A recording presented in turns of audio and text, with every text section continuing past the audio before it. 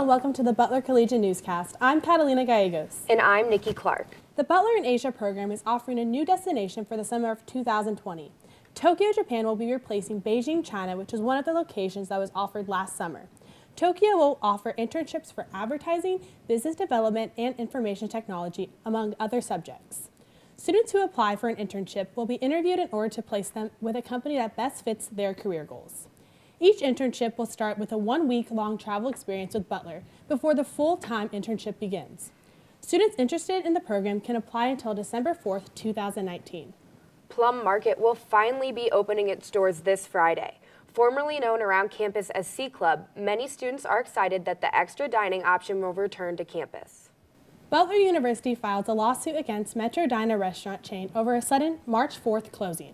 The breakfast, lunch, and dinner diner served customers for the last time on Sunset Avenue on the evening of March 3rd. The employees were notified of the closing just that morning. The lease agreement states that Metro Diner had the right to cease operations on the Sunset Avenue location at any given time, but must provide Butler with a written notice at least 30 days prior to the restaurant closing, which the restaurant did not do. The Butler Collegian will follow up on this story when more updates occur. Butler will be adding 2 locations on campus dedicated specifically to esports. With esports becoming more popularized, many members of the team hope that having their own facility will help people who do not play esports understand it better. Still, the plans have received backlash from some students. Many believe that the funding for the projects could be spent on other campus projects, such as parking, dining, or other forms of renovation. The added space on campus will give Butler's esports team the chance to practice together, as opposed to in their rooms alone, where they experience difficulties with Wi-Fi and microphone problems during matches. Now to take things to a more national level.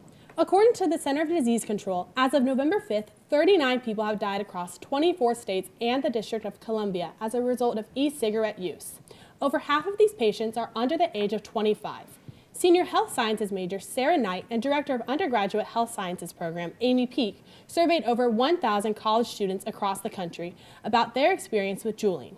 Knight said, quote, "The younger generation that are not previously smokers are uptaking this product which leads to a concern for nicotine dependence and possibly future cigarette smoking," end quote. With e-cigarette use being so prevalent on college campuses across the country, Knight and Peak hope their research will bring attention to Butler's campus. Now we send things over to global analyst Kat Embry for another edition of Kat's Corner. This past week has seen both Veterans Day here in the US and Remembrance Sunday overseas in the Commonwealth. They are similar events but do have key differences. Veterans Day was actually born out of Remembrance Day, or officially Armistice Day, which falls on November 11th and marks the official end to World War I. In the UK and the Commonwealth more widely, we wear red poppies in the build-up to commemorate soldiers and servicemen who have given their lives to their country. All proceeds of these sales go to current serving military. A 2-minute silence is held across the countries involved, which marks when fighting stopped, at the 11th hour of the 11th day of the 11th month. Veterans Day was adapted to honour all those American servicemen who have served their country. Veterans can enjoy parades and discounts and events. Unlike in the UK, the US has distinct days for military past, present, and for those who have sadly lost their lives. Armed Forces Day, Veterans Day, and Memorial Day. This year marks the 101st anniversary of both these events. Back to you in the studio. Thanks, Kat. A few winter sports programs are getting their seasons underway while the fall sports begin to wrap up. For more on Butler athletics, we send things over to Jake Bedell. Thanks, Nicki. The men's soccer team won their season finale against Xavier last Wednesday 2-1, clinching the 5 seed in the Big East tournament. They were slated to play Creighton in the opening round this past Saturday. Only a week after the regular season matchup with the Blue Jays, that match ended in a 2-1 double overtime loss for Butler. But the Bulldogs picked up on Creighton's tendencies and used that to their advantage in the postseason matchup. After being tied 0-0 for the nearly entire match, the Bulldogs earned a free kick beyond the penalty area with only 6 minutes remaining. A blistering shot by Jack Haywood was blocked by the wall, but it was ruled that the ball was deflected by the elevated arm of a Creighton defender, granting Butler a penalty shot.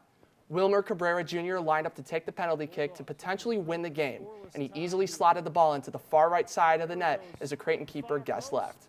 Despite strong attacking moves by Creighton in the final minutes of the match, Butler's defense held on for the 1-0 win. The Bulldogs move on to the semifinals against Georgetown, which will take place Wednesday afternoon.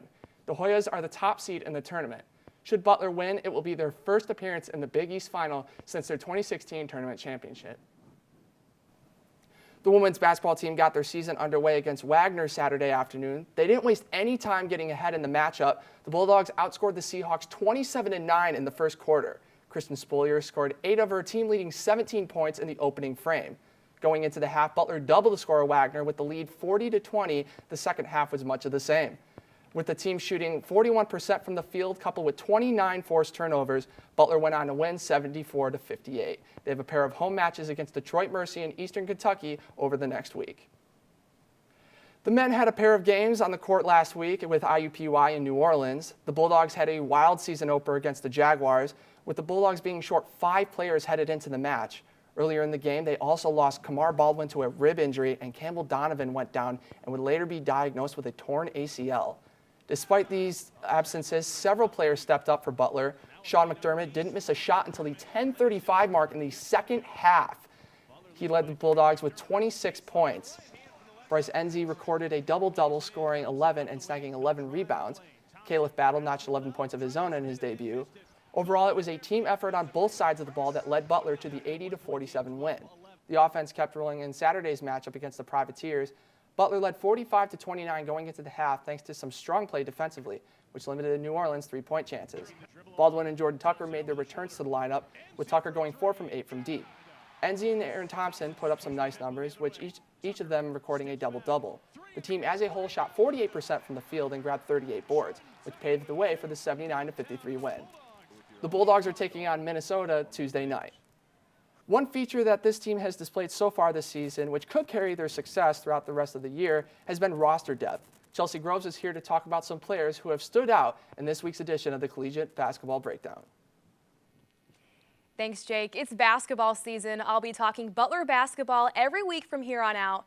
The Bulldogs are 2-0, putting up convincing wins over IUPUI and New Orleans despite being injury-plagued so far this season, which has shifted some things.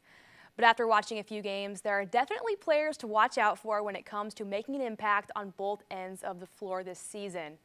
First, I'll start with floor general Aaron Thompson. His ability to spread the floor has been showcased more than ever lately, with Kamar Baldwin out with the rib cartilage injury. He's been able to glue this offense together with his awareness to make the extra pass and push the ball up the floor with his head up at all times. He anticipates the outlet pass. You really can't tell which hand is his dominant hand, a strong quality for a player like him in the 1 or 2 position. In my eyes, his best quality is how he's able to change directions with the ball so quickly. He shakes up the help side defense. It opens up players, other wing players like Sean McDermott for a drive and kick opportunity. He is a double-double in the making kind of player, had 12 points and 10 assists against New Orleans, averaging 9.5 over the first 2 games, which ranks 4th nationally. He's only committed 3 turnovers in 75 minutes of play. He's also becoming a more confident half-court defender, which adds to his skill set. Mid-range game, he's getting better. He's looking for it. Butler is a better team with him, no question. The next 2 players, both of their first names is Bryce, same spelling, both active back to the basket players who have eased into Laval Jordan's system already. Bryce Enzi, the redshirt junior, his first year of eligibility. In his first 2 games as a Bulldog, he's put up double-doubles. He had 18 and 10 against New Orleans. He's flashy and athletic at the rim. The more dynamic Enzi is on both ends of the floor, the better.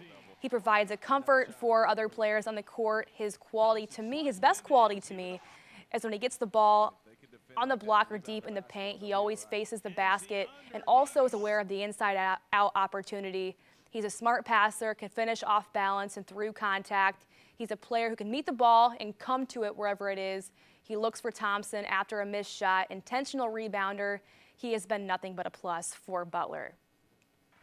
Last but not least, Bryce Golden, really impressed with him. He's more agile than you think.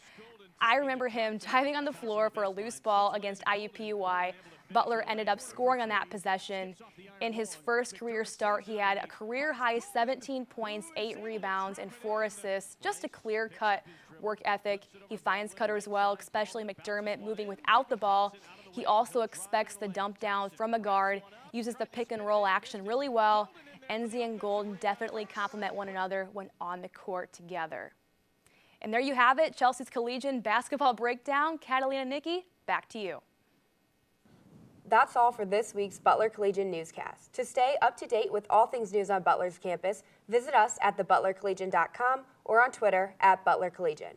I'm Nikki Clark. I'm Catalina Gallegos. And I'm Jake Bedell. Have a great week, dogs.